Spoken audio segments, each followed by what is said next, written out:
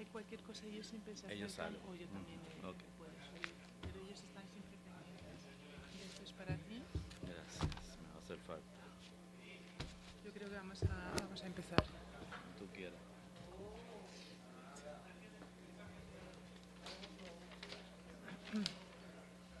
Buenos días. ¿Cómo están? Me alegro de verles de vuelta. Hoy, como les anuncié la semana pasada, tenemos a un invitado especial que llegó anoche directamente desde Puerto Rico. Me alegro mucho de tenerte aquí, Luis. Es el profesor Luis Hernández Mergal. El profesor Hernández es profesor asociado del Conservatorio de Música de Puerto Rico.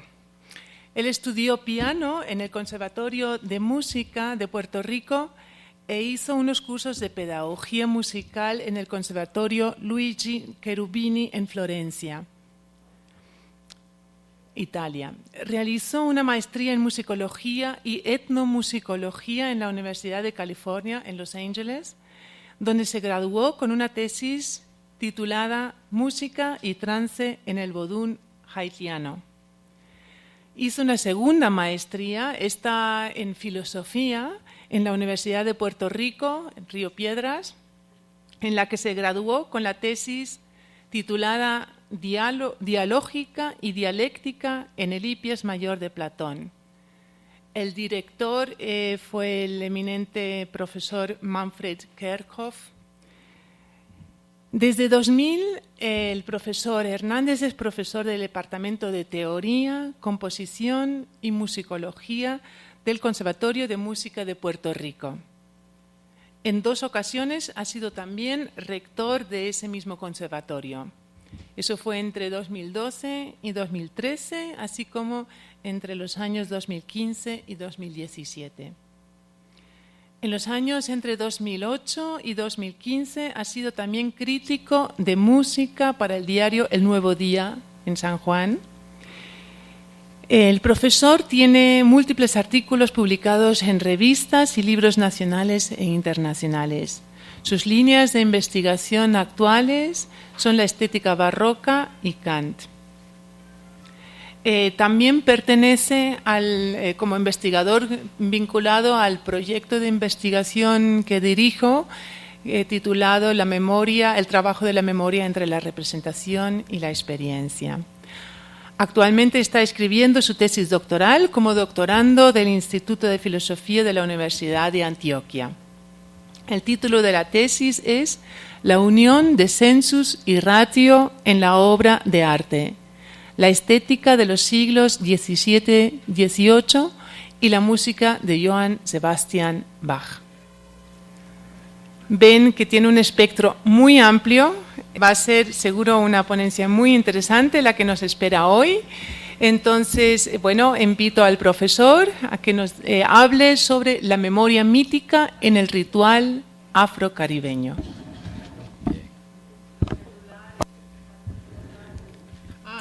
Sí, muchas gracias. Anuncio, como siempre, por favor, celulares apagados o en modo avión. Muchas gracias. Gracias, Ana María. Buenos días. Como ha anunciado la profesora, el título de mi ponencia es La memoria mítica en el ritual afrocaribeño. La primera parte, introducción, le he llamado De camino a la domus ritual. El título de esta conferencia alude a 4 temas: la memoria, el mito, el ritual y la región geográfica del Caribe afroantillano. Quisiera comenzar con unas aclaraciones. Lo que discutiré aquí sobre el ritual afrocaribeño está basado en un trabajo etnográfico que llevé a cabo en Haití hace muchos años ya. Aunque en esta conferencia presento parte de esa etnografía, mi propuesta es una reflexión filosófica interdisciplinaria sobre algunos aspectos de estos 4 temas. En segundo lugar, Daré por cierta la afirmación del helenista Walter Burkert, no sé si se ve de allá, sí, en su renombrado estudio de la religión griega, y cito: para la comprensión de las religiones antiguas, los rituales son más importantes y reveladores que los mitos cambiantes. Cierro la cita. Esta sorprendente aseveración supone una reconsideración genética del fenómeno religioso. La implicación es que no es el caso que los seres humanos inventen historias de dioses antes de crear ritos y ceremonias en torno a sus divinidades. El mythos, es decir, el cuento, la historia o el relato que expresa los atributos y las acciones que el ser humano asigna a sus dioses, es, en todo caso, concomitante a la acción ritual. El rito es el acto en que se crea y se recrea el mito, lo que implica que el tiempo de la memoria mítica no es un pasado estático, sino un pasado que se hace presente en y a través de la acción ritual misma. En tercer lugar, doy por sentado que el rito sagrado y la multiplicidad de expresiones creativas que hoy llamamos arte o manifestaciones artísticas, estéticas, han nacido juntos y recorrido juntos el camino histórico del fenómeno religioso. No tenemos tiempo aquí para discutir en detalle las implicaciones de esa cita de Walter Burkert, que es muy, digamos, un poco polémica, un poco que habría que trabajar, ¿no? Yo estoy partiendo de esa cita. Así es que las experiencias de lo sagrado y del arte tienen un origen común, esta es la implicación, en la evolución del Homo sapiens, y aún más que el ritual y el arte tienen un origen común, se implican mutuamente en el trabajo creativo y rememorativo del mito a lo largo de la historia. Las consecuencias profundas e indelebles de este hecho deben formar parte de una reflexión filosófica sobre la experiencia estética del tiempo y el espacio en el ritual y en el trabajo de la memoria mítica. Téngase en cuenta que en este contexto, cuando hablo de arte, manifestación artística o estética, utilizo estos términos en un sentido metafórico muy general, aplicable a todas las culturas, y no en el sentido delimitado que surge con el nacimiento de la estética filosófica en el siglo XVIII europeo. Por este camino nos acercamos a lo que llamo la domus sagrada, la casa de los humanos y de los dioses.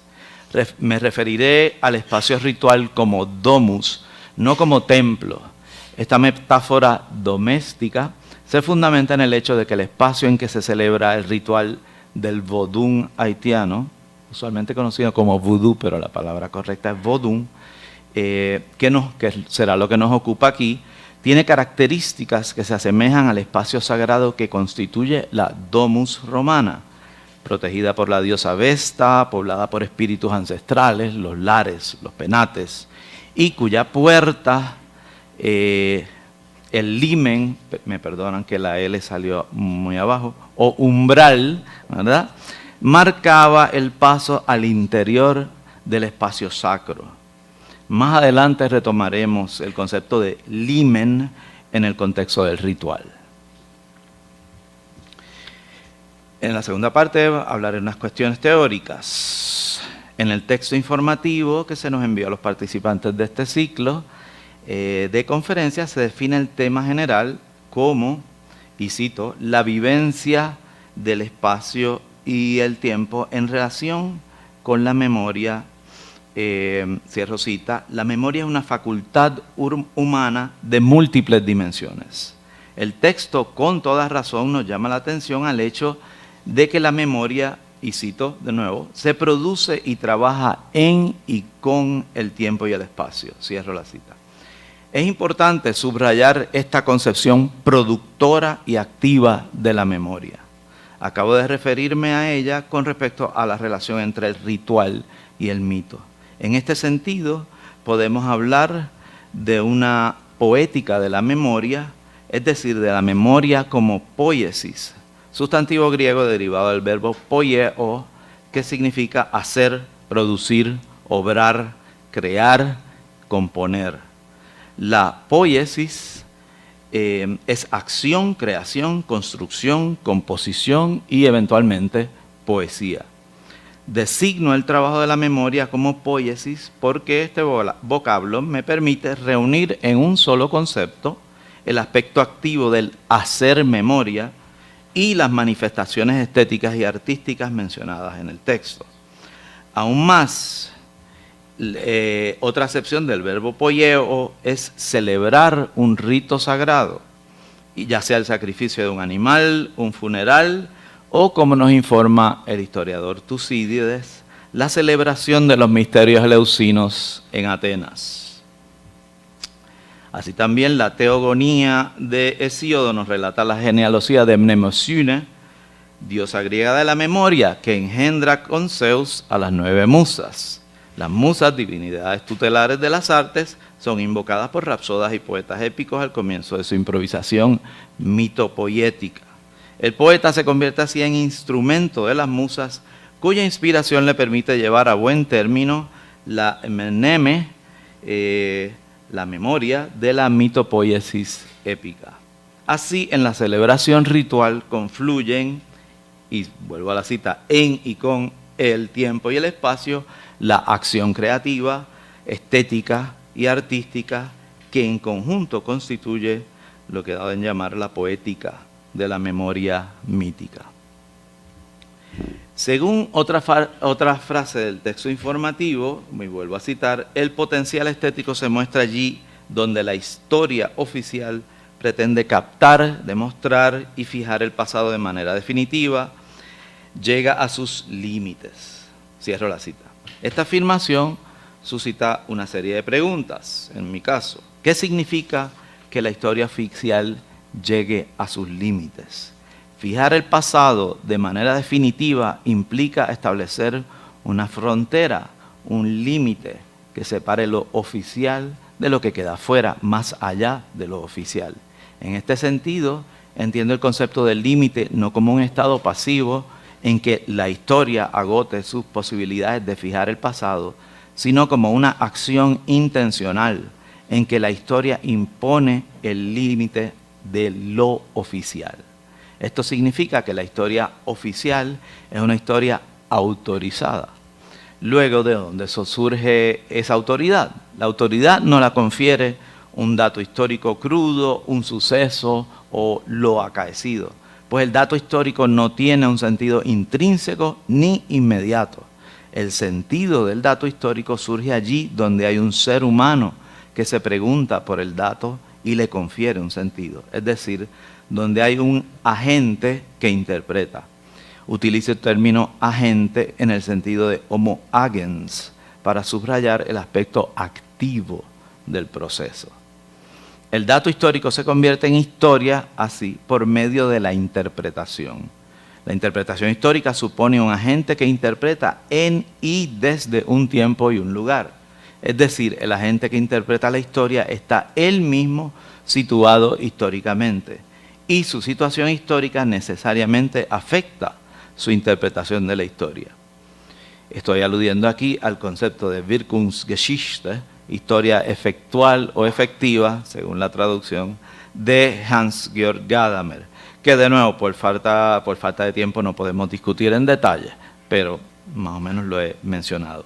Aún más, lo que llamamos la situación histórica no es una abstracción, sino algo concreto, el pertenecer a una sociedad particular en un momento particular y con unos intereses particulares. Así, la situación histórica y social de la gente es, el agente que interpreta, es en última instancia la fuente de la autoridad de la historia oficial. Por lo tanto, la historia oficial, aun cuando pretendiese ocultarlo, nunca es ni puede ser desinteresada. Nos encontramos aquí, pues, en el campo social del juego del poder, o más bien de la multiplicidad de juegos de poderes que circulan en la sociedad. El poder político, económico, religioso, estético, cultural y así sucesivamente. Ahora bien, en el caso en que nos ocupa, ¿qué relación hay entre la historia oficial y el fenómeno religioso que se manifiesta en el ritual y la poética de la memoria mítica? ¿En qué consiste lo oficial de la historia oficial religiosa? ¿Cómo se convierte la historia vinculada al ritual mito poético en historia oficial? La historia es historia oficial cuando está legitimada por el poder, es decir, por quien detenta el poder de legitimación. No afirmo otra cosa sino el hecho de que la religión está vinculada al poder político en el sentido de polis, original, en tanto que ambos son fenómenos sociales. Pero atención, el poder es voluble, polimorfo, proteico. El poder es un campo de fuerzas que circulan en la sociedad sincrónica y diacrónicamente. Por lo tanto, la pretensión de captar o fijar el pasado presupone siempre ya el potencial de la transgresión de los límites de lo que se pretende fijar y de la intención de quien pretende fijar los límites de la historia oficial. Esa transgresión de los límites suele manifestarse en una multiplicidad de acciones. Este es el campo de acción en que, y parafraseo la cita anterior, el potencial estético se muestra y se actualiza donde la historia oficial llega a sus límites. El acto de creación artística y su experiencia, como he dicho, es siempre ya un acto de transgresión. El verbo latino transgredior significa pasar al otro lado, atravesar, y subrayo este último significado, exceder. Modum, la frase modum transgredior significa pasar de la medida o pasarse de la medida. Exceder la medida es el potencial de lo estético, exceso que se manifiesta de varias maneras, como por ejemplo en Das Ungeheuer, al decir de Nietzsche, lo monstruoso, lo desbordante, el impulso dionisíaco que no se deja aprisionar por los límites de la dimensión apolínea, pero también se manifiesta como el traspaso de los límites del sentido cotidiano del tiempo y del espacio hacia un espacio-tiempo extraordinario, más allá de lo ordinario. Por ejemplo, el espacio-tiempo del rito sagrado.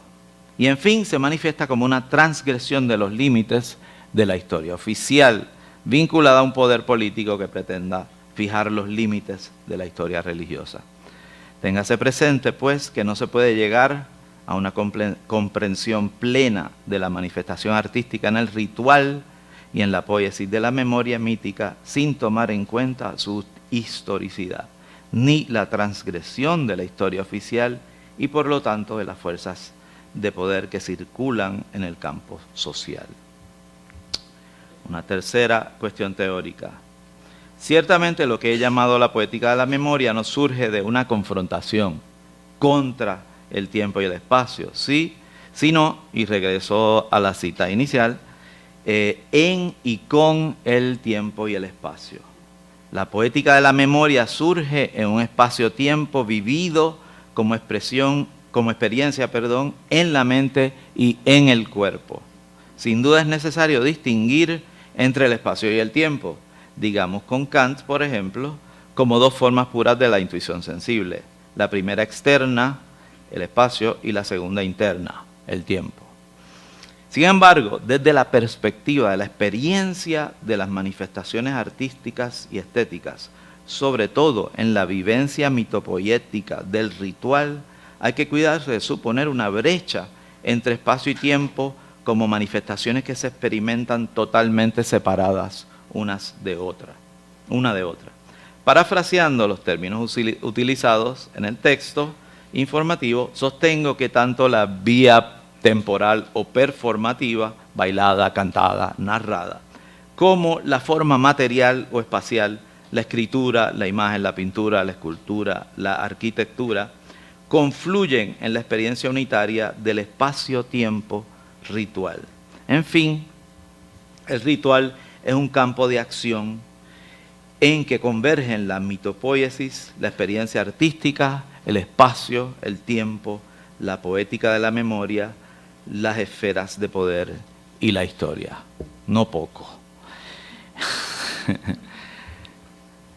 Parte 3. Ritual, mito y memoria en el vodú haitiano. Subtítulo: La etnografía como relato en primera persona. Tiene un epígrafe y lo cito: toda etnografía es en parte filosofía y una buena dosis del resto es confesión. Esa cita es de Clifford Geertz. Ahí tienen la referencia. Me parece pertinente hacer un breve comentario antes de comenzar esta sección.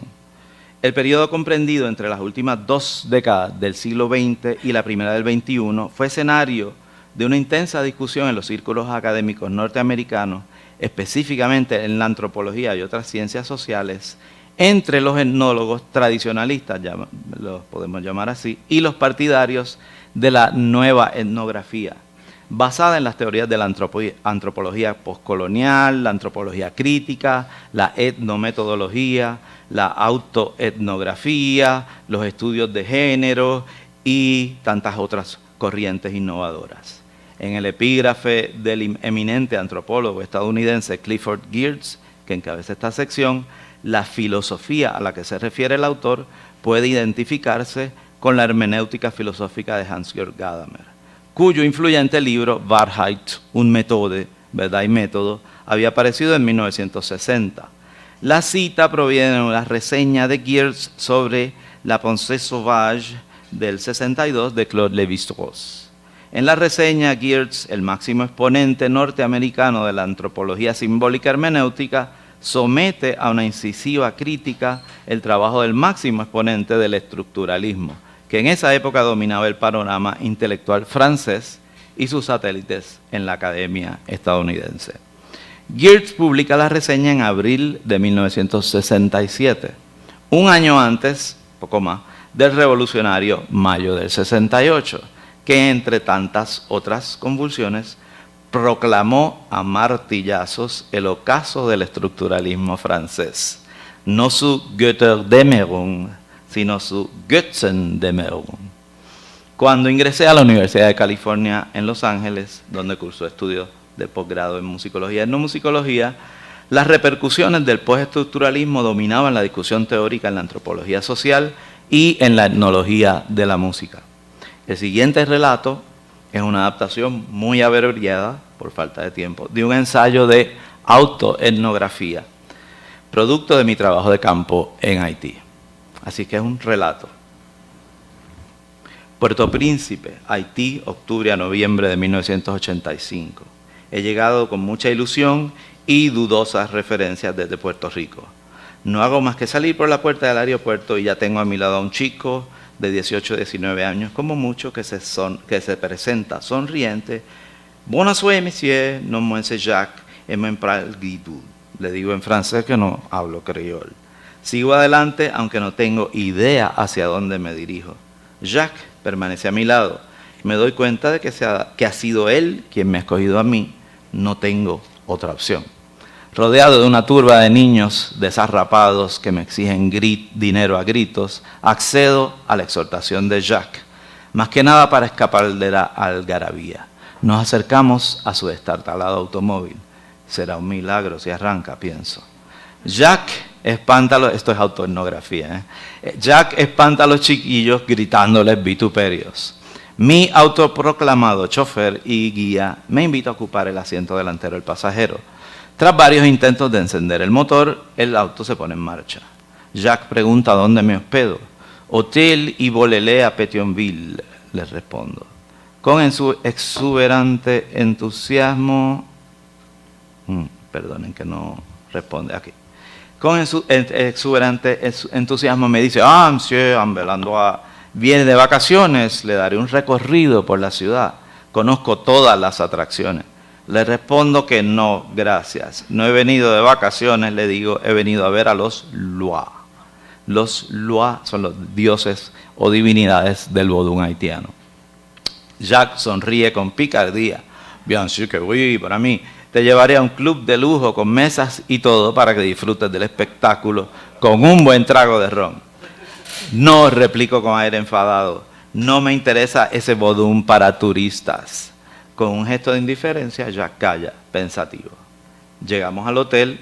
Su sencilla pero hermosa arquitectura contrasta con el triste aspecto de la ciudad que acabo de contemplar desde el cacharro de Jacques. No puedo evitar sentir una punzada de remordimiento. La distancia entre el privilegio y la miseria en este país es un abismo insondable. Antes de partir, me dice Jacques en voz baja con aire severo. Eh bien, pas de problème. Si quieres ver el vodú de verdad, pasaré por ti esta noche a las 9, haré los arreglos. Poco después de las 9, oigo el estrépito del auto de Jacques aproximándose. Viene acompañado de otro joven, más o menos de su misma edad, pero de semblante distinto. Jacques tiene el chispeante ingenio que el trato frecuente con extranjeros tiende a despertar en los jóvenes emprendedores como él. No así su taciturno compañero, que más bien aparenta la tosquedad del campesino rústico recién llegado a la ciudad. Le pregunto su nombre. Ferrand, responde con tanta severidad que me da la impresión que está molesto. No vuelve a decir palabra en todo el camino. Salimos de la calle del hotel y tomamos la carretera que asciende de Puerto Príncipe a Pétionville, la antigua ciudad en cuyas colinas todavía se ven las imponentes mansiones. Aquí hubo un... sí, esto era parte, perdonen, esto es parte de las vistas que es de la ciudad. Esto es Pétionville. La antigua ciudad en cuyas colinas todavía se ven las imponentes mansiones de la gran burguesía mulata haitiana que se refugiaba en las refrescantes brisas de Pétionville, del calor y el hacinamiento de la capital. Pueden ver el contraste fácilmente. Pero ahora Pétionville se ha convertido en un suburbio, ahora es 1985, todavía. Y la pintoresca ciudad se encuentra rodeada por algunos de los arrabales más pobres de Haití, formados paulatinamente a raíz de la concentración demográfica que produjo la migración masiva de campesinos a la capital desde los años 40. Algo me dice que no es a las zonas privilegiadas de Pétionville hacia donde nos dirigimos. En efecto, pronto el auto da un giro y sale de la vía principal. Comenzamos a recorrer caminos secundarios, cada uno más estrecho y tortuoso que el anterior. Eventualmente salimos a una vereda de tierra, procedemos unos 5 minutos internándonos en una maraña de casuchas de madera y planchas de zinc. Finalmente llegamos a un punto en que el auto no puede seguir adelante. Lo dejamos y seguimos a pie, bajando con dificultad por una pendiente escarpada. No tengo ni idea de dónde estamos. Le pregunto a Jacques. Jalousie, responde. Tiempo después, sabré que se trata de uno de los más antiguos arrabales de Pétionville. Pero en este momento el nombre no me dice nada. El aspecto sórdido del lugar me impacta, me desconcierta. No esperaba, porque nunca la había presenciado, una pobreza tan extrema. Allez vite, me dice Jacques, apresurándome, como si notara mi recelo. Ferrand, que va adelante, camina rápido sin mirar hacia atrás. Ya voy entendiendo, o por lo menos supongo, que este es el barrio de Ferrand y que es él el contacto de Jacques con la ceremonia vodú. Al poco de entrar por las callejuelas del barrio, a lo lejos, oigo a lo lejos el inconfundible sonido de los tambores. Me palpita el corazón. Un momento. Nos vamos acercando a la fuente de la música. A ver si esto funciona. ¡Ay, bobo! ¡Ay, bobo! Un ejemplo. Abalek bate golwa, te velena siso. Abalek bate golwa, te velena siso. Bogan chemin pare nou la. Abalek bate golwa, Abalek bate golwa, te velena siso. Bogan chemin pare. Abalek bate golwa.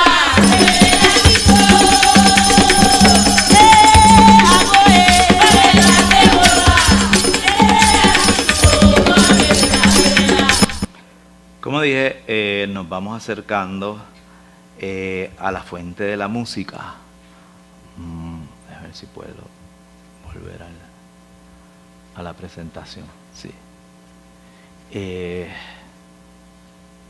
Nos vamos acercando a la fuente de la música. Ahí está. No. Creo que hice algo aquí que no debía haber hecho. Ahí, ok. Ahora se oye tan clara que puedo distinguir los ritmos de cada tambor y las voces cantando. Esta es la primera expresión artística que voy a ir mencionando del ritual vodun, la música. Súbitamente, al doblar una esquina, llegamos a un recinto abierto, desde la casa situada al extremo opuesto de la entrada en que nos encontramos. Se extiende un techo de zinc de unos 6 metros de largo, más o menos. La altura será de unos 5 metros. En el centro se levanta un poste que soporta el techo. Lo reconozco de inmediato. Es el Poto Mitán. No sé si me podría ayudar aquí porque salí del PowerPoint. ¿Cómo hago para regresar? Es este. Sí, no hay problema. Aquí, ya estamos. ¿Se ve? Ah, no, no se ve allá. Perdonen. Ok, eso. Es el Potomitán, el árbol sagrado de los Lua, las divinidades vodun. El recinto se conoce como peristil, término derivado del griego que nombra el patio porticado de la domus greco-romana. En este caso particular se refiere a un espacio exterior comunal del unfo. Unfo es un término polisémico, designa el interior de la domus, literalmente una casa o una habitación donde se llevan a cabo las ceremonias privadas del vodun. Unfo se refiere también al conjunto de peristil y domus, así como al conjunto de adeptos que practican la religión ancestral en ese lugar. De la misma manera en que hablamos de iglesia como una estructura arquitectónica y de la gente, ¿no?, que practica en la iglesia. El peristil no es un lugar exclusivamente sacro, pues cuando no se está usando para el ritual, es simplemente un patio central formado por el conjunto de casas a su alrededor. Por eso he dicho anteriormente que el término templo es inapropiado realmente para designar el unfo, y ya estamos hablando de la segunda expresión artística del ritual, la arquitectura. Al pie del Potomitán observo que aún quedan huellas de los bebé, los dibujos geométricos trazados en el suelo con harina de trigo que representan a las divinidades, a los Lua. Esta es la tercera expresión artística ritual, el dibujo sagrado. Los bebés rituales desaparecerán pisoteados por los danzantes a lo largo de la ceremonia. Además de contribuir a la creación del espacio sagrado, su función es atraer la presencia de los Lua. Es un arte funcional, perecedero, temporal. La ceremonia está todavía en su etapa inicial, lo sé porque aún no han terminado los cánticos a Papalekba, el mensaje, lo que estaban oyendo antes. El mensajero de los dioses, el que abre la puerta entre el mundo de los mortales y el mundo de los inmortales. Las Unsi, o adeptas vodun, mujeres en su mayoría, pero no exclusivamente, bailan a veces en círculo alrededor del Potomitán en dirección contraria a las manecillas del reloj. Eso es universal casi. Pero a veces en formación frente a los tambores porque van a saludarlos. Y esta es la cuarta expresión artística del ritual, el baile. A ver si esto funciona.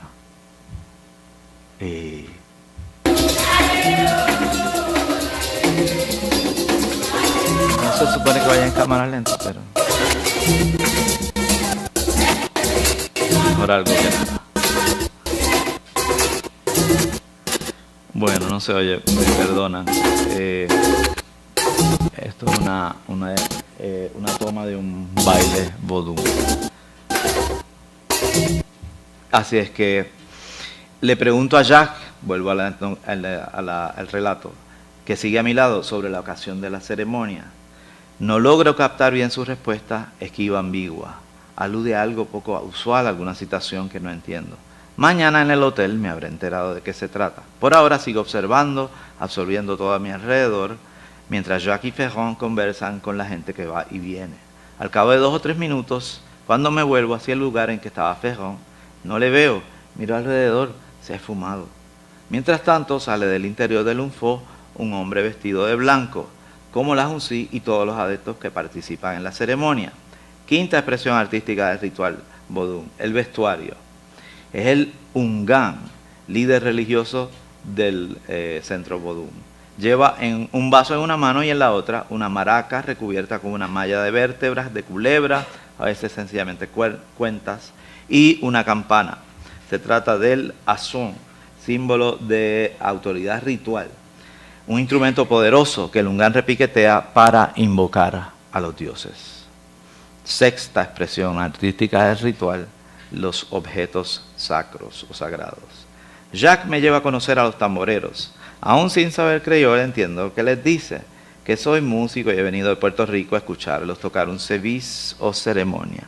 A ver si esto permite. Oh, no. Bueno,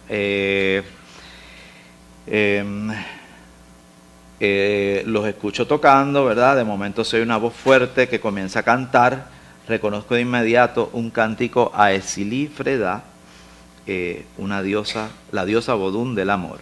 El líder musical da un toque de entrada y de inmediato comienzan a sonar los tambores. Estos no son instrumentos musicales solamente, sino objetos de arte, tallados o pintados con representaciones de las divinidades y figuras geométricas ornamentales. Los tallados y dibujos no son meros adornos, sino puntos para concentrar la energía de los Lua en las creencias vodou. Los tambores entonces son también objetos sagrados. Su función ritual es llamar a los Lua, atraerlos al Unfo y para montar sus caballos, expresión que describe el trance de posesión de los adeptos danzantes. Así, el tambor es un objeto sacro en que varias manifestaciones artísticas, la música, por supuesto, la danza, que responde a los ritmos, a sus ritmos, el arte del tallado y el dibujo, confluyen con el aspecto ritual y mito poético del vodou. La posesión, el ritual de posesión, es la razón de ser de la ceremonia vodou. Todas las expresiones y manifestaciones artísticas en el vodou se llevan a cabo en función del trance de posesión, pues mediante la posesión las divinidades hacen acto de presencia en la ceremonia entre la comunidad.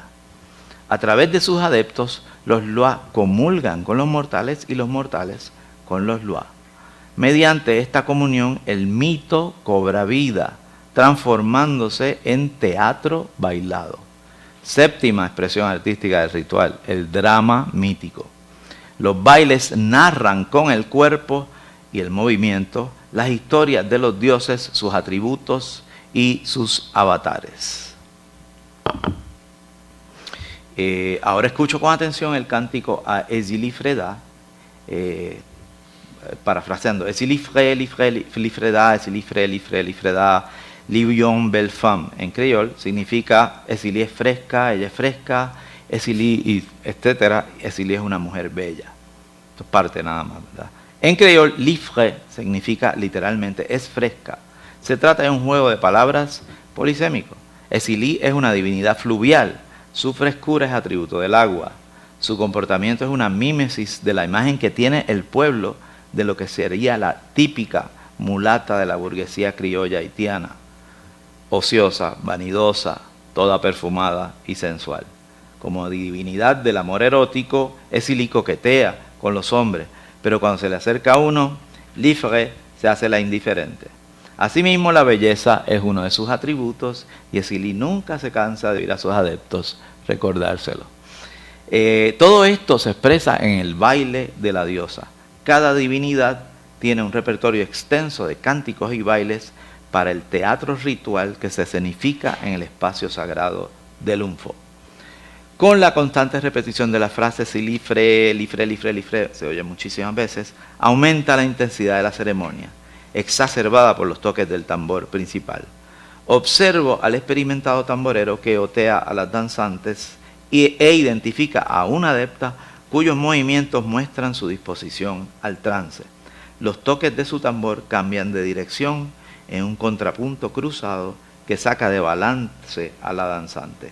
Este procedimiento musical, conocido como casé, es crucial para ayudar a provocar el trance, acompañado por el tintineo que produce la campana de Lungán en el oído del adepta y por las aspersiones del ron que Lungán sorbe del vaso que trae en la mano. Se trata de un hiperestímulo sensorial que sin duda contribuye a provocar el trance. La adepta se tambalea, parece que va a caer al suelo, pero no cae, se contorsiona, los ojos desorbitados. Finalmente, lanzándose de espaldas, cae en los brazos de una de las oficiantes uno de los oficiantes del ritual, que la cubre con un manto rosado, el color de Silifredá, y se la lleva junto a Lungán a la habitación interior, el santuario del Unfo. Unos minutos más tarde salen todos, el Lungán, el líder, el oficiante y la adepta, que ya no es fulana de tal cual sea su nombre, sino es Silifredá en persona.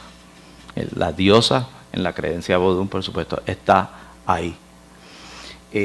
Tenía un extracto de un documental, no sé si vaya a salir.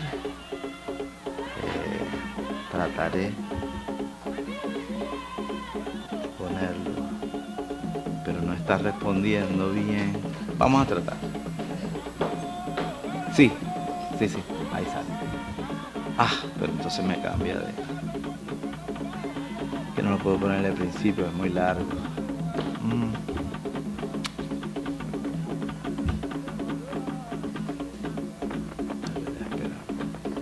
Si no sale, pues no hay problema.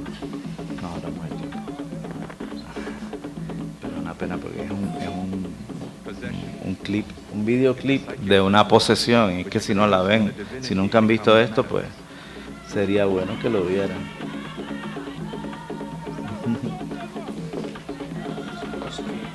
Sí, exacto, y por lo menos salir y mostrar el clip que tengo que enseñar. Ese, exacto. Entonces lo ponemos hacia aparte. Y entonces tengo que darle hacia adelante. Eso no era. Esa es la música que puse ahorita. Ok, entonces eso tengo que moverlo hacia adelante. Un poco hacia adelante. A 7 minutos 45. 7:45. Of the will of the rider. It is the center towards which all roads of Voodoo converge. It is the point which one travels by the most visible and physical means. Yet to the traveler, it is itself invisible.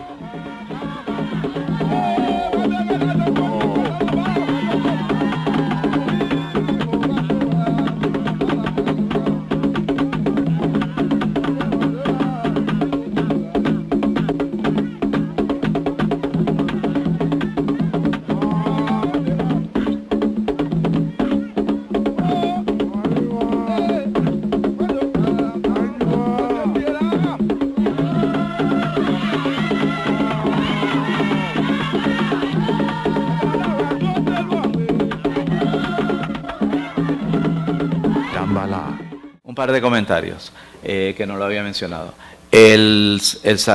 Primero, el trance, hay que siempre subrayar esto, no es un estado patológico, es un estado alterno de conciencia, si lo queremos ver así, ¿verdad? Desde afuera. Y que no es exclusivo a las religiones ni africanas ni afroantillanas, sino que se ha dado en muchas religiones a través del tiempo y geográficamente en todo el mundo. Asimismo, el sacrificio de animales, como vieron, ¿verdad? Aquí, que nosotros ya no lo vemos tanto porque pues vamos al supermercado y compramos la gallina, pero antes pues era cuestión de hacerle así y ya está. Así es que no es así mismo. Sí lo hacía mi abuela, así es que no es nada fuera de lo normal. Pero en este contexto sí, porque el sacrificio de animal lo que hace es atraer a las divinidades. Bien, sé que esto puede ser controversial, por eso lo menciono.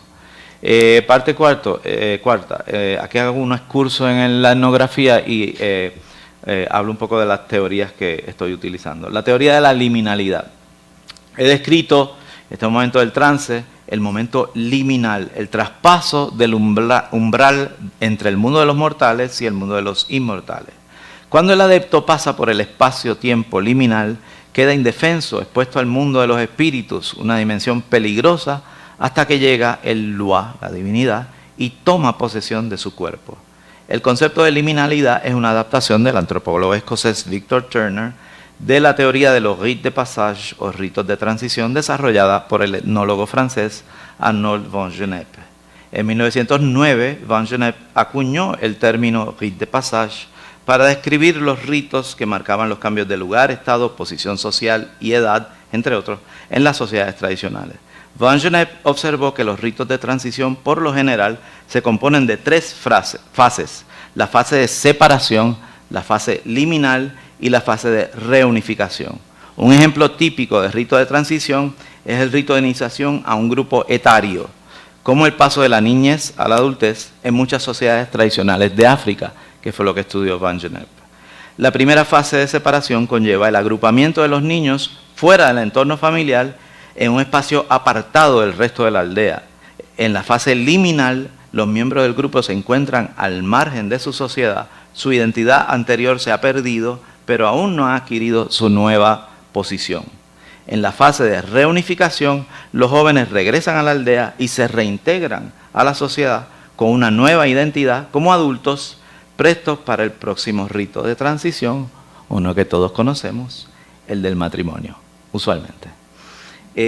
Cada etapa va acompañada de rituales vinculados a manifestaciones artísticas como el baile, el canto y la música. Turner, en sus estudios sobre la etnia Ndembu de Zambia, en la selva de los símbolos, el 67, utilizó el concepto de Van Gennep para analizar la simbología de varios rituales de la mencionada etnia. Posteriormente, en el proceso ritual, estructura y antiestructura del 69, Turner amplió sus análisis y el concepto de liminalidad a otros aspectos culturales y a otras sociedades.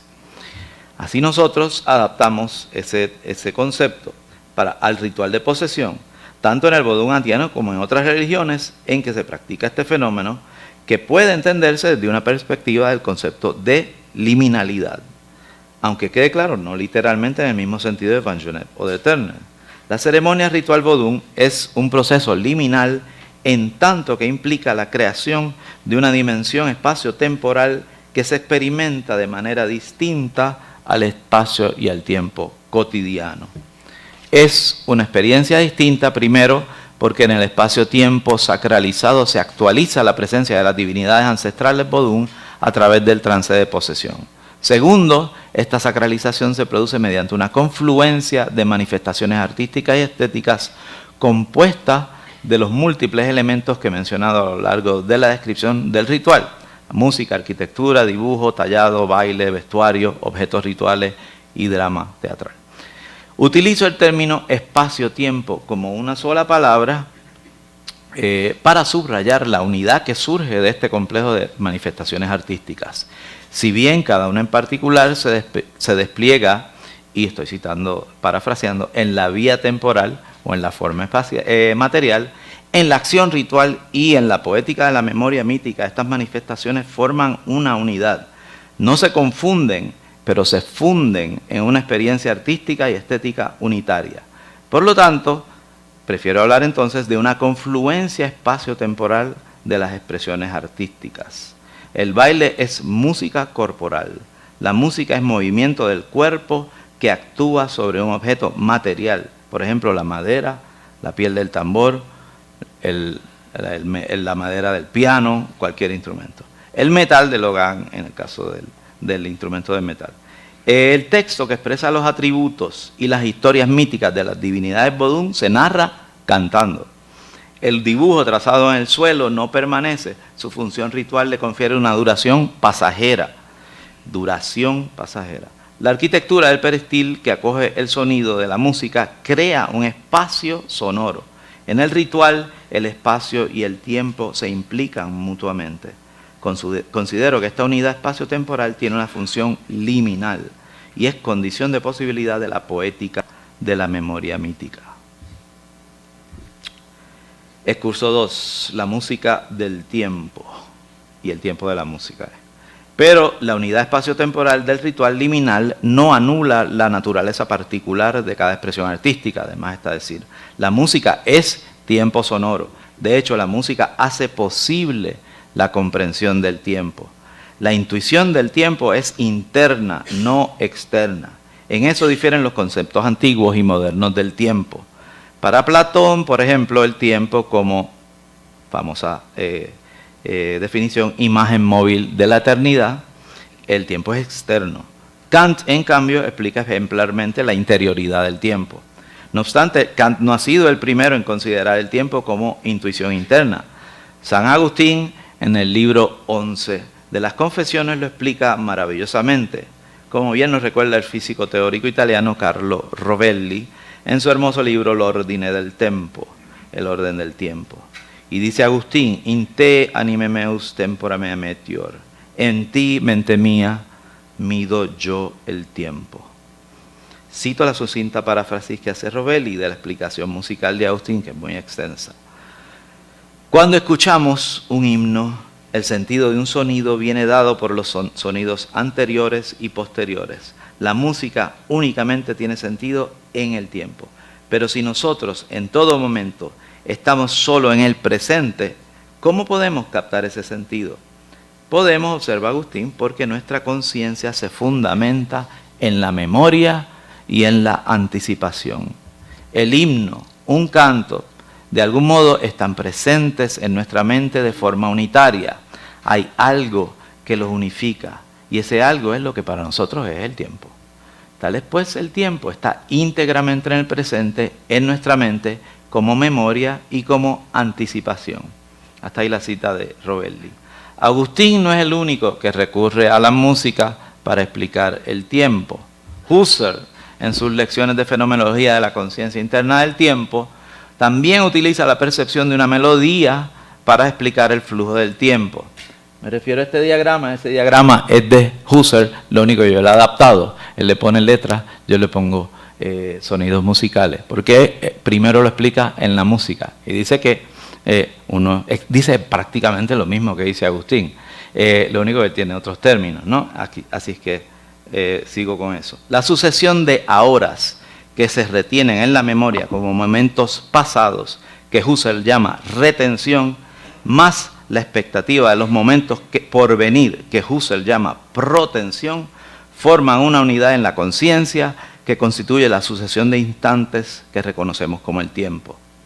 En el diagrama, el tiempo va corriendo de izquierda a derecha, así es que en el caso de la música escuchamos una nota, escuchamos una segunda nota, entonces estamos en la tercera nota y estamos reteniendo, esa es la retención, esa es la línea vertical en nuestra conciencia, las notas anteriores, y por eso nos puede hacer sentido la melodía. Si no, si estaríamos en un presente eterno, no podríamos hacer sentido de una melodía, ni del tiempo. Y Husserl, lo interesante es que usa la música para dar el ejemplo. Ahí no está, en el diagrama no está en la protensión, que sería proyectar, porque escuchamos una melodía y ya, si la conocemos, y aun si no la conocemos ya, anticipamos lo que va a pasar.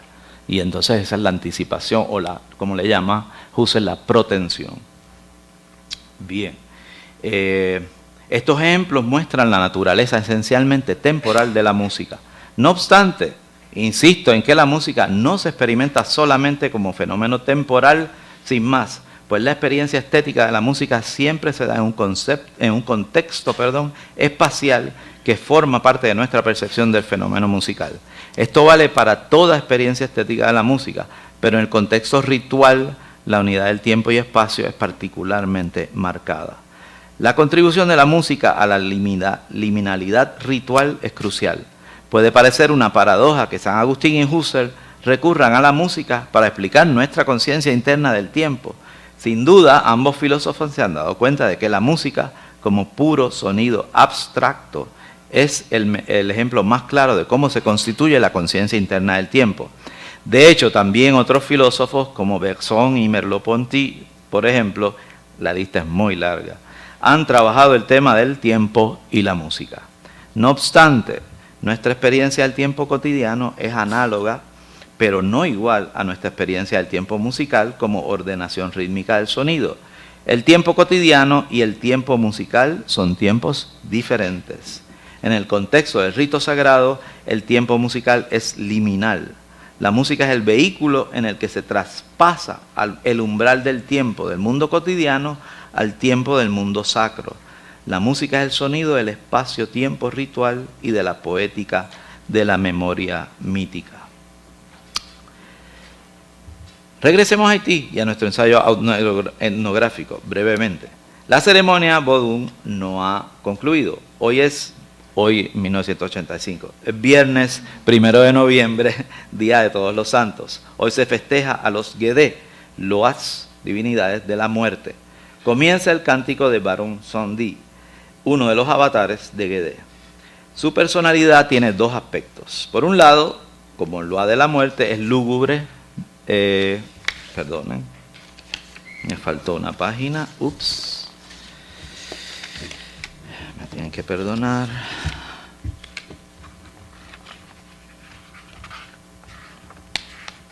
Es lúgubre. Les pido disculpas porque me falta una página. Voy a necesitar ayuda técnica aquí. Si el técnico me puede ayudar. Les pido mis disculpas. Se queda viendo allá, ¿verdad?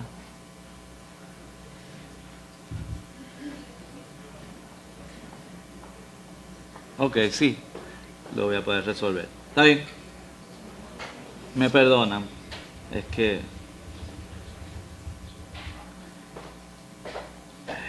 está bien, ya lo tengo. Después, ¿cómo salgo de Word? Tengo que llegar a una página, pues que me faltó una página acá. Sigo adelante. Y después, entonces, cuando termine la página, pues salir de ahí. Porque aquí estamos, ya está. Lúgubre. Ajá. Bien, perdonen la interrupción. Hoy se festeja, como dije, a los Guedé, loas de la muerte. Comienza el cántico de Barón Sandí, uno de los avatares de Guedé. Su personalidad, como dije, tiene dos aspectos. Por un lado, como el loa de la muerte, es lúgubre, solemne y severo, pero en ocasiones es un espíritu burlón. Le gustan las bromas y los bailes eróticos. No sé si esto pase adelante, está bien, lo vemos después. Y los bailes eróticos, la conexión, y sus adeptos se ríen con él, no de él. La conexión es evidente.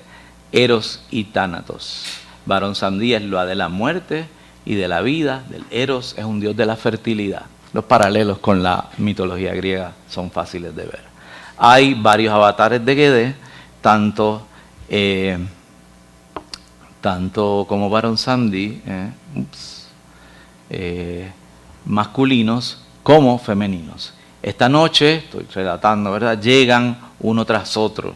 Guedé Nibo, Maman Brigitte, Barón Lacroix, entre otros. En un momento dado, durante la ceremonia, cuando los demás lo han abandonado la ceremonia, y eso siempre pasa, el dios de la muerte, cuento al menos 7 u 8 adeptos poseídos por algún Guedé.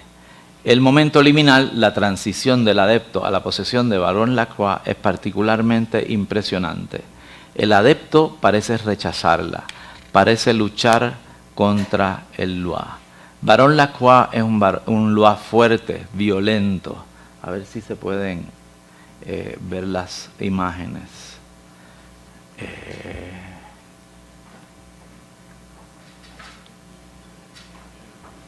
Yo quisiera ver las dos a la vez.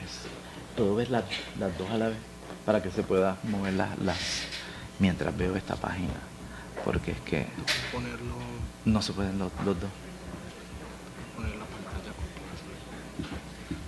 Aunque se vea el escrito ahí, la cuestión es que tengo que pasar las láminas. Es que quiero mostrar las fotos de...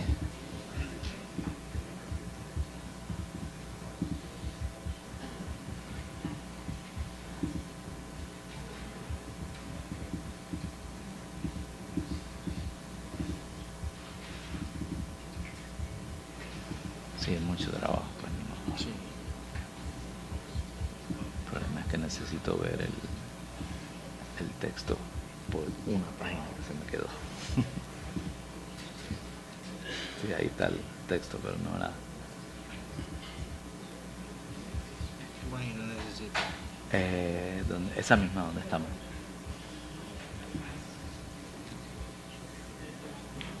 Sí, pero lo que necesito ver que vean ellos es las imágenes. No se puede. No, porque es muy complicado. Puedo cambiar de una a otra Sí. para mostrar las imágenes en lo que... Es como muy complicado. Sí, ir pues vamos a la rotando. imagen, esa es la imagen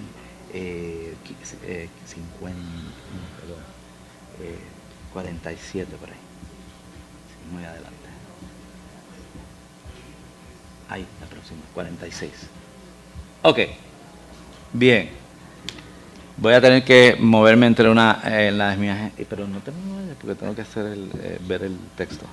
Esta es la imagen de Guédé en posesión, como ven, el Loa, cuando es Loa de la muerte, muy serio, siempre usa gafas y entonces su color es el lila y siempre se ponen la cara blanca como si estuvieran muertos, ¿no? Y esto es una adepta en posesión. Estaba diciendo, vuelvo a la etnografía, la posesión de Baron Lacroix es muy fuerte. Esta es otra posesión de Guédé, siempre hacen como si se murieran, le ponen el manto, hace como si estuvieran muertos y revive. Esa es la posesión del Loa de la muerte.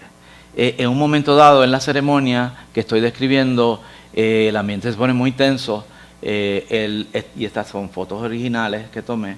El Loa se pone violento, empieza a gritar al Ungan, al líder de la ceremonia, y entonces le pregunto a Jacques qué es lo que está pasando.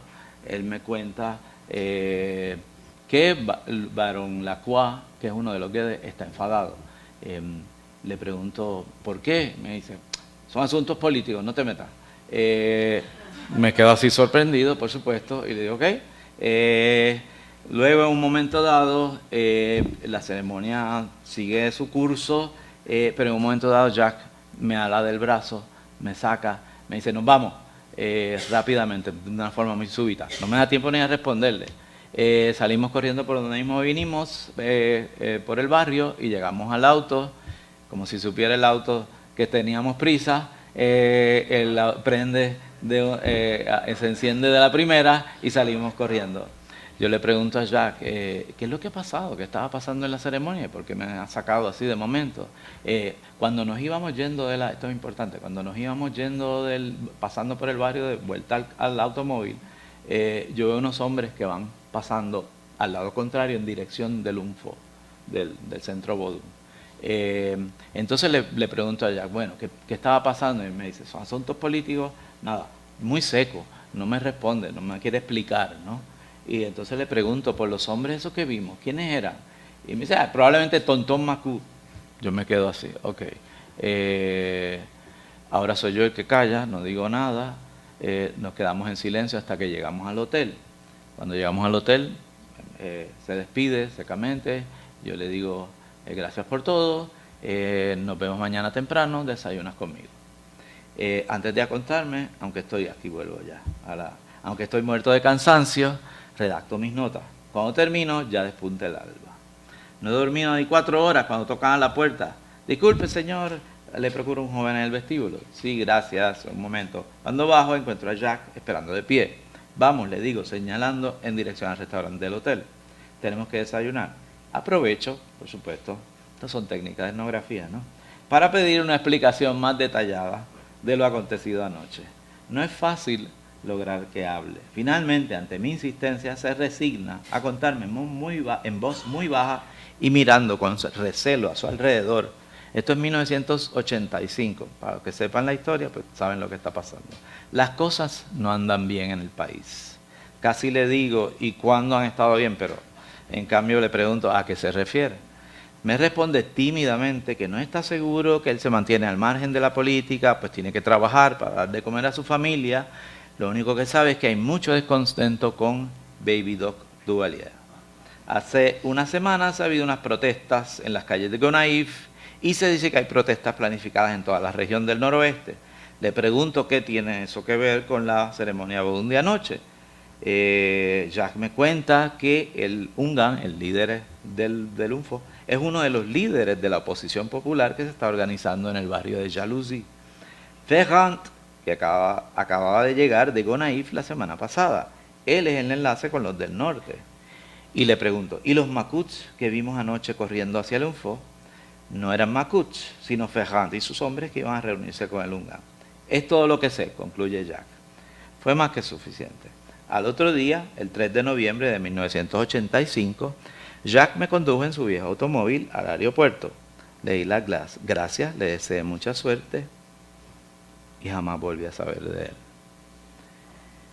El 7 de febrero de 1986, 3 meses después de mi visita a Haití, el presidente Jean-Claude Baby Doc Duvalier, a raíz de las protestas generalizadas en todo el país, dejó el poder en manos de las fuerzas militares haitianas, abordó un avión de la Fuerza Aérea estadounidense y partió al exilio en Francia.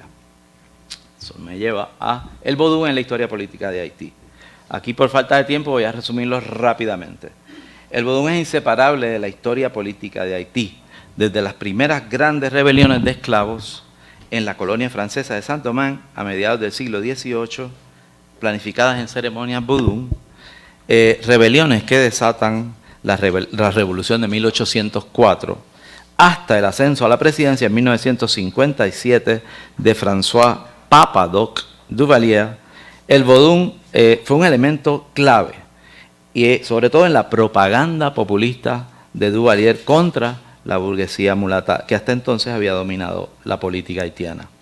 La inestabilidad política de Haití fue uno de los legados del intervencionismo europeo desde las postrimerías de la revolución misma hasta mediados del siglo XIX, en que entran en juego otros intereses, los estadounidenses en el Caribe y en Latinoamérica, cobijados bajo la doctrina Monroe. La debacle política y económica de Haití, exacerbada por los Estados Unidos, servirá de excusa para la invasión de la Marina norteamericana en 1915 y su consiguiente ocupación del país hasta 1934. Las tácticas de represión sistemática y violenta de la Marina estadounidense contra el pueblo haitiano fueron una escuela para Papa Doc, quien establecerá un régimen de terror para silenciar todo intento de oposición a su dictadura. El saldo fue no solamente la bancarrota económica y consiguiente condena del pueblo haitiano a la miseria extrema, sino también el asesinato de sobre 30,000 personas a manos de la organización paramilitar fundada por Duvalier, conocida como los Tonton Macoutes. Tras la muerte de Papa Doc en 1971, su hijo Jean-Claude Baby Doc Duvalier heredó la presidencia de por vida y la funesta política de su padre. Pero la relación de Baby Doc con el vodú se complica, entre otras razones, debido a su alianza política con la élite mulata a la que pertenecía su esposa, Michelle Benet. El descontento del pueblo desemboca en rebeliones, algunas organizadas en los UNFO vodú. Todo esto se refleja en la mítica, en la mitopoiesis ritual del vodú. Los dioses hablan de esto, de lo que está pasando cuando están poseídos en sus adeptos. Así es que concluimos ahora. El espacio-tiempo ritual de la memoria. La historia y las relaciones de poder en la sociedad haitiana se inscriben en la mitopoiesis del ritual del vodú. Ya se ha señalado su relación con las rebeliones esclavas, muy brevemente, y la revolución de 1804. El comportamiento de los dioses inevitablemente refleja las relaciones sociales de la población. Esili, por ejemplo, es una diosa que imita la percepción popular, como ya he dicho, de la mujer burguesa haitiana. Trágicamente, los Tonton Macoutes de Duvalier tenían agentes infiltrados en los UNFO vodú justamente por la importancia social del vodú y de sus líderes religiosos. Podría ofrecer muchos otros ejemplos, pero lo dicho basta para demostrar que la historia y la política están estrechamente ligadas a la poética de la memoria en el ritual vodún. En fin, el espacio-tiempo sacralizado del vodún es una forma de acción ritual mitopoética, artística y estética en que se actualiza el potencial de transgredir los límites de la historia oficial. Ese es el uso que tenía Papadoc con el vodún. Por otro lado, la etnografía contemporánea reconoce que el etnógrafo no es el observador invisible que pretendía la etnología tradicional, sino un observador participante cuyo trabajo, como he intentado mostrar aquí, se suma a la poética de la memoria llevada a cabo en el espacio-tiempo liminal de la domus sacra, en que interactúan el ritual y el mito. Muchas gracias.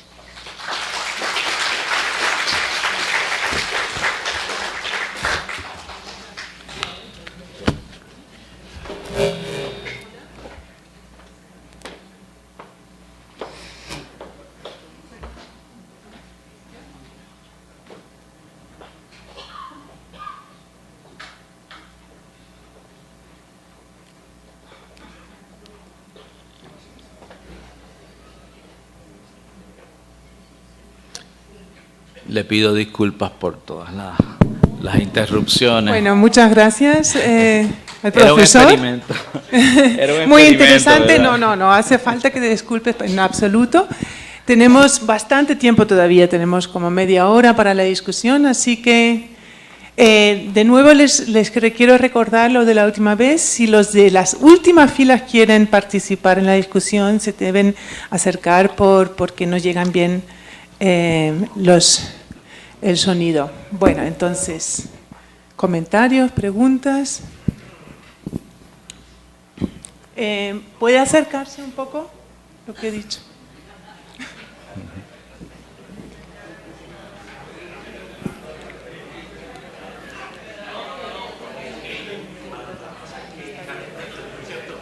Y claro que al profesor muchas gracias. Gracias a por ustedes. su conferencia, por su presentación y bueno, su relato sobre su experiencia en Haití pues nos deja pues muchas preocupaciones, ¿no? La primera es entender pues como esa política que introdujo allí Duvalier, ¿no? Y que pues de algún modo aprovechando pues como toda esta tradición de la que usted pues refiere, ¿no? Domina al pueblo y lo sume en una pobreza que no se compadece, incluso porque ahora con motivo de estos 200 años de la independencia, Haití ha estado como la escenografía de toda nuestra historia republicana, por el hecho de que fue Alexandre Pétion el que le procuró tropas y que en 1804 pues sacó a los franceses. Es decir, los haitianos consideraban que también esa proclama de la Revolución Francesa de 1789 también era para ellos, ¿no es cierto? Es decir, esa égalité, fraternité, ¿no? Y liberté, ¿no? También los concernía, de lo que pues fue un ejemplo indudable para todos los allí pues elementos que constituyeron las fortalezas de la política que Bolívar y el resto de patriotas pues encontró como un ejemplo en Haití. Entonces ver ejemplo y apoyo. Sí, por supuesto que fue un apoyo importantísimo para que las colonias americanas emergieran pues dentro de lo que se ha creído que era eran las nuevas repúblicas. Bueno, pero el tema que yo quería también como tratarle, y es que la presencia de negritudes pues en toda la América, ¿no? Que se da pues con la esclavitud que los agenciaron, en especial los portugueses, ¿no? que tiene pues en Colombia, ¿no? Tenemos dos litorales, el Pacífico y el Atlántico. Ese fenómeno del vudú que se enraiza en tradiciones africanas de los esclavos que llegaron a la América a partir pues, de ese comercio espantoso de la esclavitud. ¿Por qué esta ritualidad, ¿no? Que encarna pues elementos pues de algún modo interesantes, sobre todo para los etnógrafos y para los que manejan pues los temas allí de la etnografía musical? ¿Por qué no llegaron a estas costas? Es decir, todos esos elementos religiosos, aunque ahora cuando usted presentó, la parte musical, pues sí, hay como una relación entre lo que escuchamos, por ejemplo, en los rituales fúnebres en la costa nuestra, chocuana, ¿no? Muy parecidos, ¿no? Sí. Es decir, allí hay una relación que uno dice, aquí está el África, ¿no? Pero en el tema de la liminalidad, ¿no?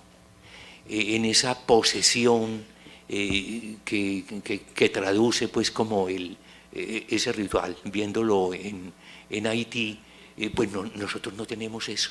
Entonces la pregunta final sería, ¿por qué este tema, ¿no? Concreto del ritual vudú, pues en las costas nuestras colombianas y en el resto de países que tienen presencia de las negritudes, ¿por qué no se dio? Esa es como la pregunta. Bien. Muchas gracias. Sí, muchas gracias. Muy buena pregunta y muy importante. Tengo que hacer una versión muy corta de la respuesta porque es complicado.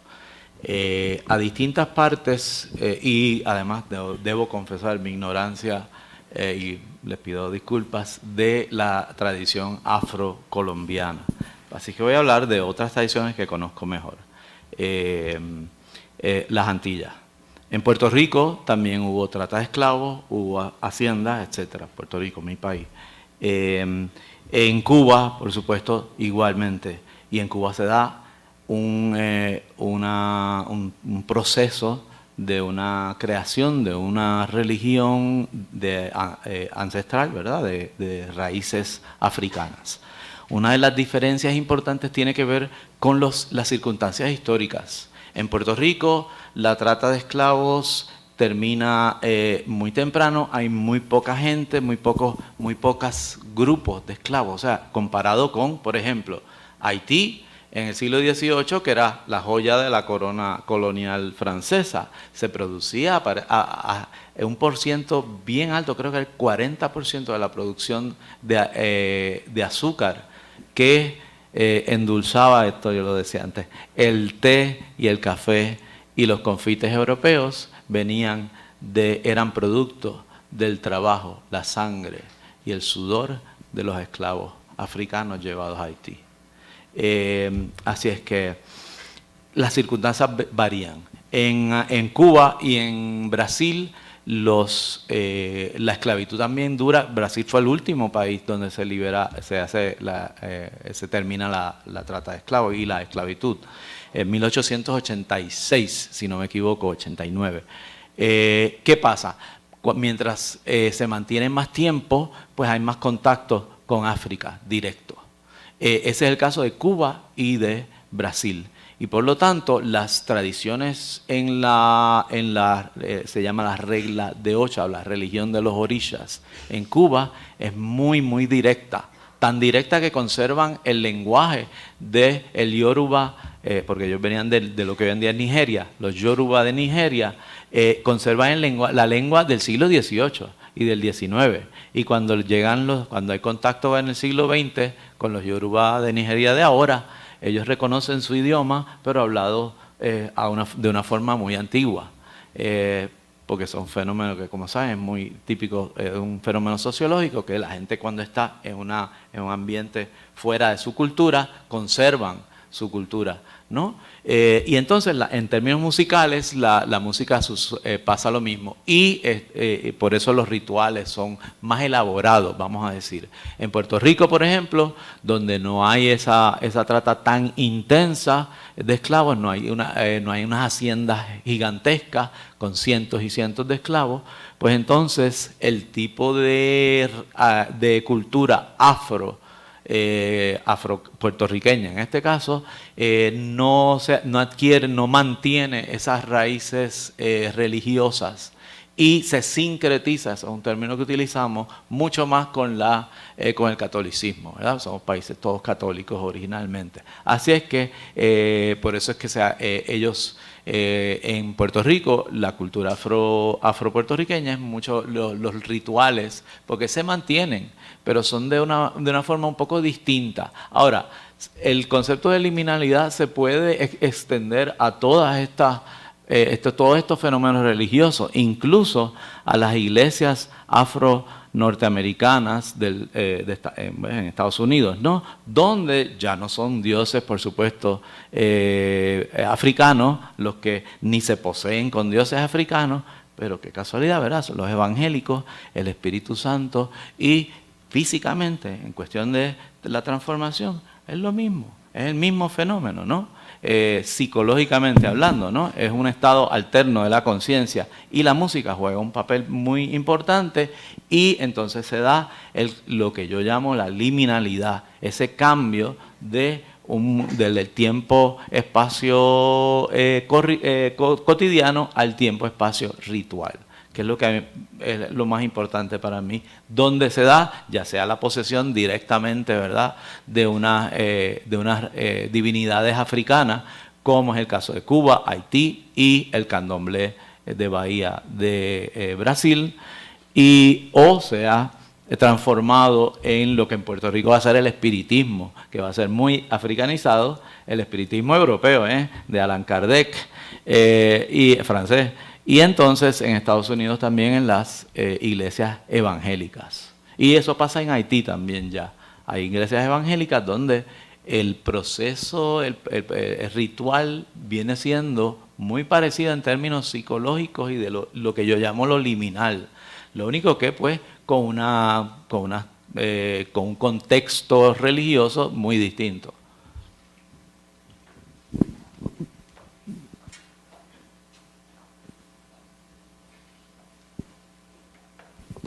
Gracias. La música tiene que ser especial para poder llegar a esos procesos, o sea, el ritmo o no sé, no sé mucho de música, pero me gustaría como saber un poco más por qué la persona llega a ese estado. Ok, ese estado es un estado de conciencia alterna que se aprende, es aprendido, es una tradición cultural. Había unas teorías, y las hay todavía, que le asignan un papel muy físico, por decirlo así, el hiperestímulo del que hablé.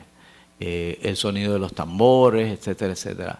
En otras tradiciones, en otros lugares del mundo, si se hace una comparación, un estudio comparado, vemos que para entrar en trance, cualquier tipo de música es posible. No tiene que ser ni tambores, ni ruidos, ni nada. En el Asia usan una campana, ¡ting!, y ya está. Así es que eso todo depende, es muy relativo a el contexto cultural, ¿verdad? En el Caribe afroantillano, pues entonces pues por las religiones, por la herencia africana, pues se da así. Pero el proceso es el mismo. Pero sí, lo que es interesante es que la música nunca falta. ¿Por qué? La música y la religión siempre, siempre, en todo, hasta donde sepamos, desde el principio del ser humano y en todas las culturas del mundo, están unidas. Por ejemplo, en el Islam, yo tuve la suerte de poder ir a Egipto en una época, entonces iba a oír la recitación del Corán, y yo les pregunté en mi ingenuidad, ¿verdad? ¡Ay, qué bonita música, cómo cantan! Y me dijeron, el Corán no se canta. Y yo, ok, muy bien, pues no se canta, pero para mí estaban cantando. Es que siempre depende, ¿verdad?, el contexto histórico. Bueno, yo me he incluido en la lista de preguntas, como de momento no he visto preguntas. Luis, yo te quería preguntar, me ha interesado mucho el tema de la confluencia espacio-temporal y me gustaría que nos centráramos un poquito en el tema de la memoria. Y lo que me llama mucho la atención es, me gustaría que quizás explicaras o expusieras un poquito más la diferencia entre cómo es o cómo creemos vivir el espacio y el tiempo en la vida cotidiana. Tú has hecho esa diferencia entre el tiempo cotidiano, el tiempo ritual o mítico. Entonces, yo te quiero preguntar, normalmente nosotros asociamos en general la memoria como algo, con algo retrospectivo, algo que reproduce un determinado hecho que ya es pasado, que ya está dado, pero en el ritual, tal y como nos lo has mostrado en el contexto haitiano, ocurren cosas, es decir, ahí no se puede decir dónde está el pasado, sí, hay elementos que se repiten, que se vuelven a usar, que vienen de la tradición, pero ocurren cosas, es decir, la memoria es no solo reproductiva, es productiva, ocurre algo, incluso una situación tan como nos las has contado, ¿no?, tan inesperada como aquella que te llevó a ti o que llevó a tu compañero a sacarte del ritual y salir corriendo. Entonces, me gustaría que profundizaras un poquito más en esto. ¿Qué ocurre en relación con la memoria, con una memoria que parece que también está generando cosas y que incluso puede ser prospectiva en ese contexto? En el contexto cotidiano y en el contexto ritual. Contrastarlo, sí. El tiempo cotidiano, sí, por supuesto la memoria está activa, ¿verdad? Pero rememoramos el pasado y entonces la organización del tiempo, esto es lo que yo sostengo, ¿no?, es una forma, de una manera más uniforme. El tiempo cronológico o cronométrico, para hablar en ese sentido. Sí tenemos unas asociaciones con el pasado, ¿verdad? Y eso nos trae el pasado al presente. Pero la forma en que lo experimentamos, estamos en un tiempo, en un momento y en un espacio que es el de lo cotidiano, el diario vivir. En el ritual se crea un marco espacio-temporal donde entonces la memoria se activa de una forma distinta. ¿En qué sentido? Bueno, en el caso haitiano, que es un extremo, por eso lo he usado, ¿no? El pasado se hace presente literalmente en la creencia de los adeptos, porque los dioses toman posesión del cuerpo de sus adeptos y el mito se hace realidad en un sentido muy concreto. Los adeptos están hablando con sus dioses y los dioses interactúan, ¿verdad? Así que es un tiempo liminal en ese sentido. El tiempo cotidiano no es así. Nosotros no podemos acordar del pasado y podemos traerlo al presente. Pero el tiempo en el ritual, y por eso estoy hablando específicamente del ritual, ¿no? Se da todo ese fenómeno de música, todo eso, y los fenómenos artísticos, ¿no? Y estados alternos de la conciencia en mayor o menor grado. Cuando uno va a un concierto de la Sinfónica, no es tan distinto, claro, no está el aspecto mítico, pero está el aspecto tradicional. Yo iba a hablar de esto, pero obviamente no me daba tiempo. Además, un amigo me dijo que tienes que estar tú mezclando el vodún con Mahler. Pero bueno, la memoria en Mahler pues es muy importante. Y pasa lo mismo cuando uno va, es una especie de ritual, ir a un concierto.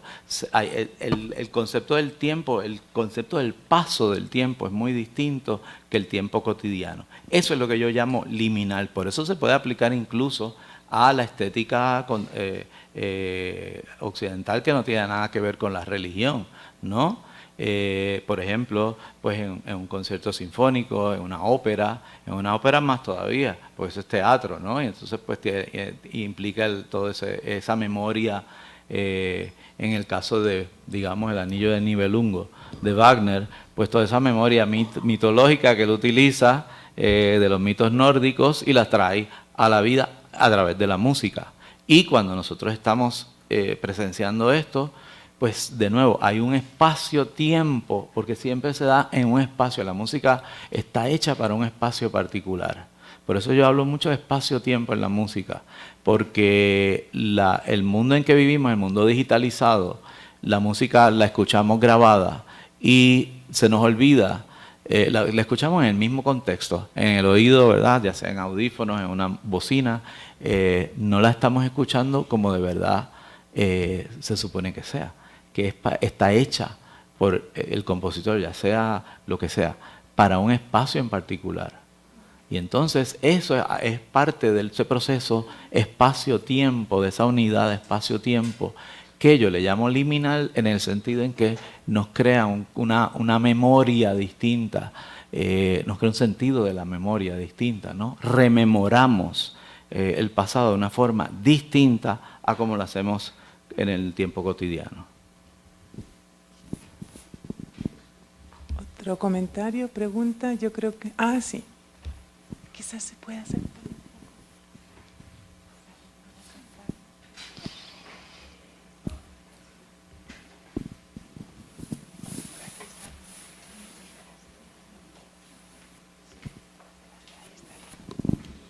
No, es con relación a lo que decía don Ahí sobre la falta de este conocimiento de la religión en las comunidades negras colombianas. Yo creo que... ¿Cómo? Que me disculpo por mi falta de información, ¿verdad? No, fue que a don Ahí preguntó y dijo que no. Sí, que no existía, y yo creo que sí existe, y existe muy fuerte, no solo en la costa pacífica, sino en la costa caribe, y Zapata Olivella muy bien lo describe en sus libros, y yo creo que, porque es que el vudú es una religión, y las religiones son ideología, y las ideologías, la religión se usa políticamente para someter el pueblo, y son maneras en que el pueblo también es informado. Por ejemplo, ¿por qué los Totomacu son nuestros paramilitares? Y fuera de eso, yo recuerdo muy bien que en Ouagadougou, el día que Tomás Sankara tomó el poder, el día antes, al frente del palacio no hubo revolución, no hubo muertos, la dictadura cayó y él tomó el poder, pero el día antes, en la puerta del Palacio de Gobierno, apareció un toro sacrificado. Inmediatamente, ese día, uno sentía la energía al salir de la casa, en todo el pueblo, en toda la ciudad, la gente decía, algo va a pasar y muy grande. Y todo estaba preparado. Y fue una toma de poder y una caída de una dictadura sin derramar una gota de sangre. Entonces yo creo que el vudú permite manejar el pueblo en la pobreza, pero también lo permite defenderse. ¿Lo permite, perdón, qué dijo? Defenderse. Defenderse, sí. Claro. Sí. Y tener un lenguaje interno y secreto, que es muy importante ese lenguaje secreto. Yo creo que un avatar es alguien secreto y tiene que ser secreto.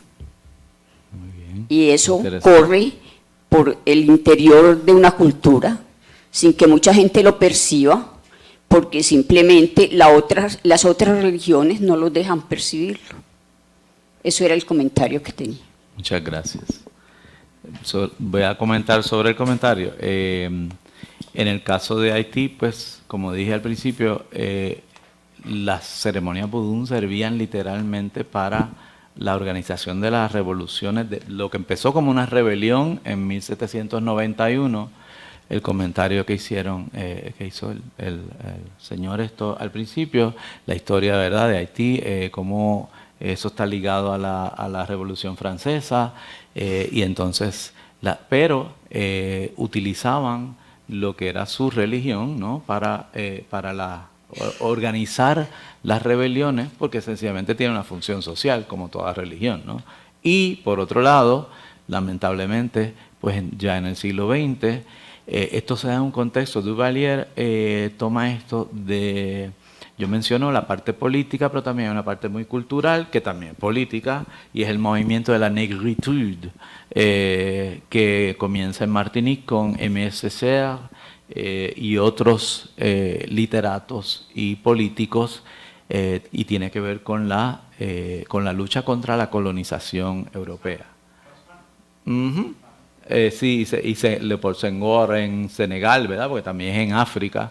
Pero entonces lo que pasa con Duvalier es que ellos se apropian de ese concepto. En Haití le dicen negrisme, y se apropian de esa ideología, pero las usan para otros fines, para luchar por razones históricas. La burguesía haitiana, que tenía el poder político, era se mofaba del vodú. Eso eran supersticiones.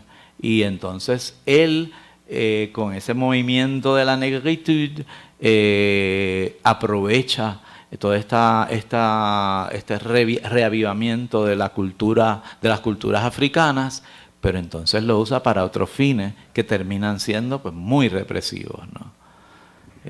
Así es que eso es, como dijo la señora ahorita, las religiones y la política y la estética, todo esto está unido. Por eso termino con estas gráficas tan complicadas. Perdonen, pero es que esto todo tiene una relación, ¿no? Pero lo más importante que quería el mensaje, ¿verdad?, es el de el espacio-tiempo liminal y cómo se crea ese espacio-tiempo.